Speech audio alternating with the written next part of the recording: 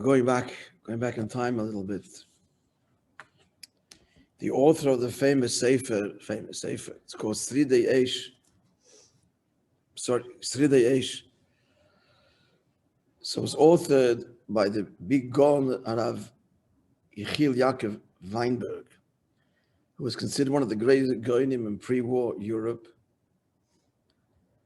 And he was the Rosh Yeshiva of the famous yeshiva in Berlin, originally from Lithuania. I forgot where he hailed from, but he ended up in Berlin. He occupied several positions. He survived the war, died in Switzerland, and he was a gewaldige Gaon. So he told the following story. You may have heard it on several occasions. And the author of this book says we heard it from the Gaon of Avram Abba Weingrod from Yerushalayim, who was one of his primary talmidim of this Sridei Eish. You can look him up, you can see pictures of him, of course. So he says like this: in 1928, Berlin, they walked one day into the Rabbiner seminar.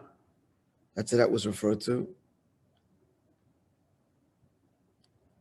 The Rebbe, our Rebbe, who was then the son-in-law of the Frierdiker Rebbe. He was a young man, actually 26 years old. But he said he made a tremendous impression. And he approached me, he says, Rabbi Yechiel Yaakov, you know the story, that he wanted I should give him smicha. Now you may know, this is Rabbi Yechiel Yaakov speaking, he's being quoted here, that to give smicha in our Beis Medrash was not a simple matter at all and required tremendous preparation.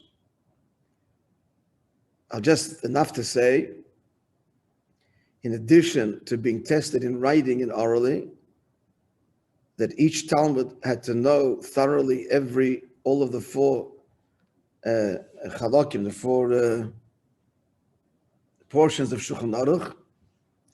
In addition to that, to be baki in Shulchan Aruch and all the super commentaries, obviously. Now, to be baki in Shulchan Aruch, friends, and its super commentaries means you have to know Shas. Basically, at least Shas as it relates to the Shulchan Aruch. In addition to that, each student had to prepare a response to a complicated question that he was given in all four sections of Shulchan Aruch. Now this, the Rebbe explained, the Ramash is referred to them, explained why he needs the smicha. Because in order to be able to get access to the public library in Berlin, where he was studying at the time, so he had to have a certificate.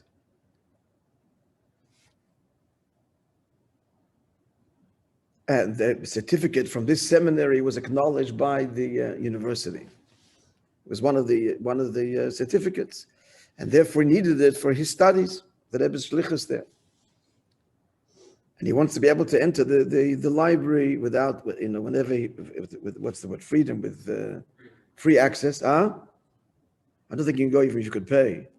Anything, whenever he wanted, and therefore he's asking. That's why he's asking for the smicha. I said, with all due respect, that I don't want to depart from the way we give smicha here.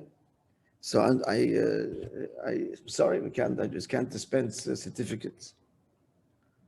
He says, Rabbi Yechiel Yaakov Weinberg said, it was very unpleasant for me, uncomfortable, because I actually had encountered the Frierdiker Rebbe, his father-in-law, and met him several times, and particularly we were together in the Kurot, it's called, in English, the older Rabbi and the Rebbe's big Rosh Yeshivas used to go in Czechoslovakia to Mariband. Spas, the Frierdiker also went. And I merited, there's pictures of beautiful pictures from that. I merited to, about the Rebbe's, I merited to walk with him. The drink there, the water was very good, the air was good. And to discuss many matters that, especially that stand at the heights of the world. So here's the Frierdiker Rebbe's son-in-law. But still I thought to myself, that this is the way I have to treat everybody equally, and I can't, it wouldn't be right to just give a certificate. But the Rebbe said, so it seems, didn't have the time for this procedure, and he asked me to make an exception. So then, and the Rebbe suggested, he was then 26 years old, he said, he suggested a suggestion I couldn't refuse, for which to give him smicha. He said to me, pick any sefer you want and allow me 24 hours and then test me on the sefer. So this piqued my curiosity. He says, the Sridei Eish, the Bechir Yaakov Weinberg, and there, as is known, there are many Sforim that deal with extremely complicated and complex subject matter, and they cannot be learned in such a short time, unless Eliyahu Hanavi comes and teaches you at night. This is what he's saying. So he's basically telling me, the Rebbe, that he knows Kol HaTorah Kula, and so that give me 24 hours, and I'll master the Sefer. So I said, all right. And after some thought, I decided to give him a Sefer that I wrote. And this Sefer deals with very complicated laws of purity and impurity. I think it deals with someone's buried to be able to move when and how and so on. To move a grave.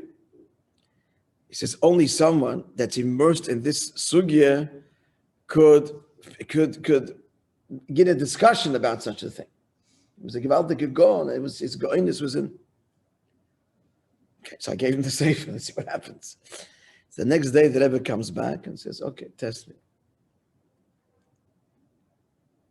Now, I of course is very familiar with the material. I wrote it. I have to say that he knew it better than me, and I was in complete shock from the depth of the breadth and depth of his knowledge. Of course, he got the smicha, but I said to him, I have one condition. You have to come a few times to hear my shiurim, which he did. And so I merited, he says, that the Lubavitcher Rebbe was one of my students.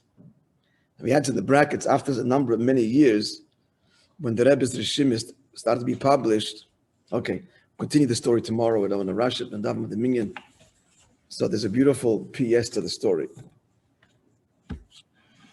More than a PS.